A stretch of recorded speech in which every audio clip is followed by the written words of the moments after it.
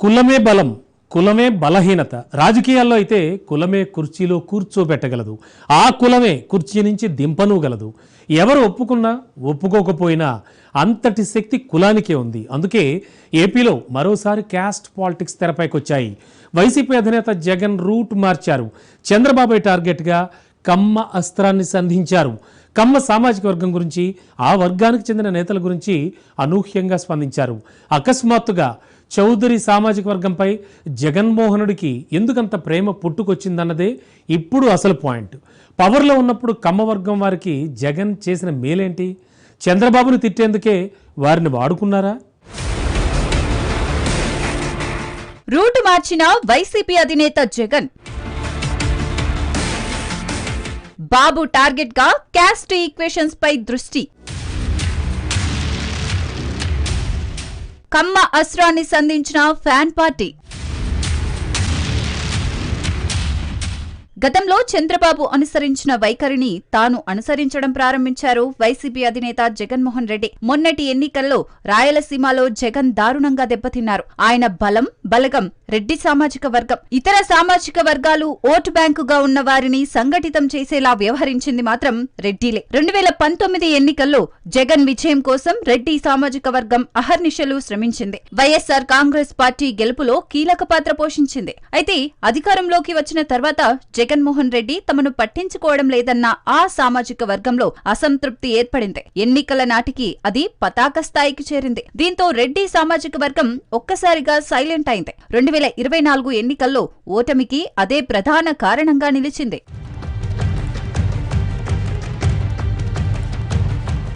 మొన్నటి ఎన్నికల్లో కమ్మ సామాజిక వర్గం టీడీపీ కూటమికి అనుకూలంగా పనిచేసింది. గట్టిగానే ఫైట్ చేసింది. ప్రపంచ నలుమూలలా స్థిరపడిన కమ్మ సామాజిక వర్గ ప్రముఖులు ఎన్నికల్లో రంగంలోకి దిగారు. అన్ని వనరులను సమకూర్చారు. వివిధ రాజకీయ పార్టీలో ఉన్న కమ్మ నేతలంతా సంఘటితమయ్యారు. జగన్ను ఎలాగైనా అధికారం నుంచి దూరం చేయాలని కంకణం కట్టుకున్నారు. ఆ ఐక్యతే కూటమి విజయానికి నాంది పలికింది. అనుకున్నట్లుగానే సైకిల్ పార్టీని విజయ తీరాలకు చేర్చింది.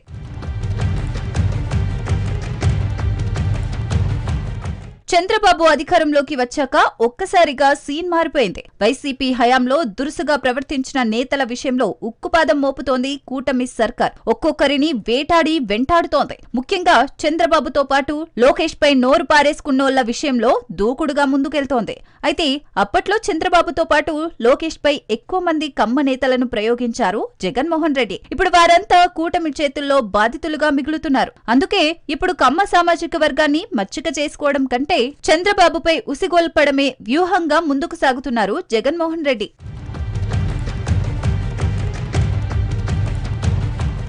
వైఎస్ఆర్ కాంగ్రెస్ పార్టీ అధినేత వైఎస్ జగన్మోహన్ రెడ్డి పల్నాడు జిల్లాలోని రెంటపాల గ్రామంలో పర్యటించారు. ఆత్మహత్య చేసుకున్న నాగమల్లేశ్వరరావు కుటుంబాన్ని పరామర్శించారు. అంతకంటే ముందు నాగమల్లేశ్వరరావు విగ్రహాన్ని ఆవిష్కరించారు. కూటమి ప్రభుత్వంపై మాజీ సీఎం జగన్ తీవ్రస్థాయిలో మండిపడ్డారు. టీడీపీ అనుకూల ఫలితాలు వచ్చిన తర్వాత నాగమల్లేశ్వరరావు ఇంటిపై దాడి జరిగిందని జగన్ ఆరోపించారు. ఈ వేధింపులు ఎక్కువ కావడంతో నాగమల్లేశ్వరరావు ఆత్మహత్యా యత్నం చేశాడని అన్నారు. తండ్రి వెంకటేశ్వర్లు ఎంత ప్రయత్నించినా ప్రాణాలు కాపాడలేకపోయారని జగన్ వివరించారు. ఆ ఘటన జరిగినప్పటి నుంచి భార్య, కూతురు ఇంకా తీవ్ర దుఃఖంలో ఉన్నారని, చంద్రబాబు ఏం సమాధానం చెబుతారని ప్రశ్నించారు జగన్. నాగమల్లేశ్వరరావు ఇంటిపై దాడి చేసిన వారిపై చర్యలు తీసుకోలేదని, వెంకటేశ్వరరావు ఫిర్యాదు చేసినా పట్టించుకోలేదని ఆవేదన వ్యక్తం చేశారు.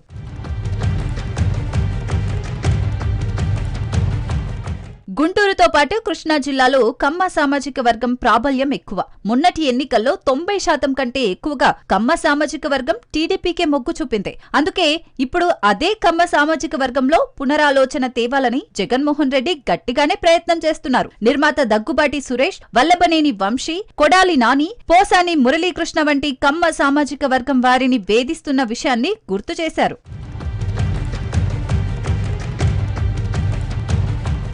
వైసీపీలో కమ్మవారు ఉంటే చంద్రబాబుకు వచ్చిన అభ్యంతరం ఏమిటని ప్రశ్నించారు జగన్. చంద్రబాబుకు ఊడిగం చేయడానికి కమ్మ సామాజిక వర్గం వారు పుట్టారా అంటూ ఆగ్రహం వ్యక్తం చేశారు. ఆయనకు వ్యతిరేకంగా మాట్లాడిన వారిని వెంటాడి వేధించి హింసిస్తున్నారని గుర్తు చేశారు. ప్రాణాలు పోయేలా అవమానిస్తున్నారని మండిపడ్డారు వైసీపీ అధినేత. వల్లభనేని వంశీ విషయంలో అమానుషంగా వ్యవహరిస్తున్నారని, ఒక కేసులో బెయిల్ వస్తే మరో కేసులో ఇరికిస్తున్నారని చెప్పుకొచ్చారు. కొడాలి నాని ఏం పాపం చేశారని ఆయనపై కేసులు పెట్టారని నిలదీశారు.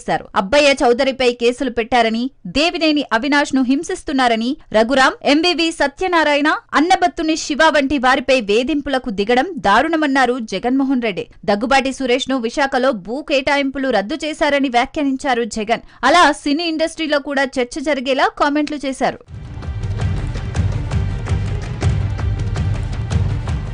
నాలుగేళ్ల తర్వాత తమదే అధికారమని జగన్మోహన్ రెడ్డి నొక్కి వక్కానించారు. చంద్రబాబు పాపంలో భాగం కావద్దంటూ పోలీసులు అధికారులకు సలహా ఇచ్చారు. ఎల్లకాలం బాబు సీఎంగా ఉండరని హెచ్చరించారు. వైసీపీ అధికారంలోకి వచ్చాక అందరికీ సినిమా చూపిస్తామన్నారు జగన్. తప్పు చేసిన వారందర్నీ బోనెక్కిస్తామని స్పష్టం చేశారు. చంద్రబాబు ఏడాది పాలన అస్తవ్యస్తంగా ఉందని, ప్రజలు ఇప్పటికే కూటమిపై విసిగిపోయారని, ప్రతి ఒక్కరూ బాధపడుతున్నారని ఆయన ఆవేదన వ్యక్తం చేశారు.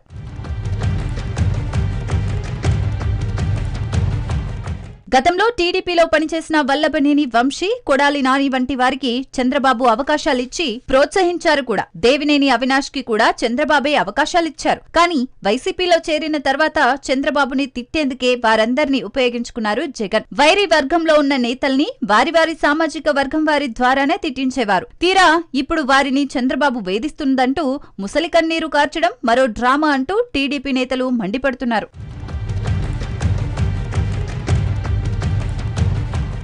జగన్మోహన్ రెడ్డి సామాజిక వర్గానికి సైతం అన్యాయం చేశారని చెప్పుకొచ్చారు. వైసీపీలో ఆ నలుగురు తప్ప మిగతా రెడ్లు నష్టపోయిన విషయాన్ని ప్రస్తావించారు. అందుకే గడిచిన ఎన్నికల్లో ఆ సామాజిక వర్గం నేతలు పెద్దగా పనిచేయలేదు. ఇప్పుడు జగన్మోహన్ రెడ్డి సైతం అదే ఫార్ములాను అనుసరిస్తున్నారు. టీడీపీతో పాటు చంద్రబాబు పట్ల కమ్మ సామాజిక వర్గం ఆలోచన మార్చే పనిలో పడ్డారు. అయితే జగన్మోహన్ రెడ్డి ప్రయత్నాలు ఎంతవరకు ఫలిస్తాయో చూడాలి.